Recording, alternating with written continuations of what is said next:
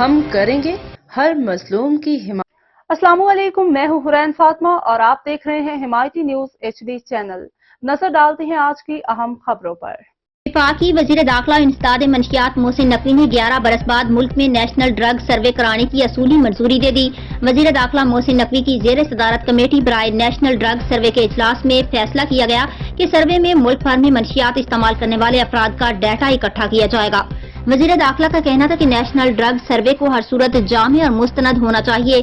Survey کے درست data کی اصل اہمیت ہے اور اسی کا فائدہ ہوگا۔ گھروں، تعلیمی اداروں، کچی آبادیوں اور دیگر جگہوں سے بھی ڈیٹا لینے کی ہدایت کر دی گئی۔ محسن نقوی نے کہا کہ مستند اور جامع سروے سے ہی انسداد منشیات کی فیصلہ سازی ممکن ہوگی۔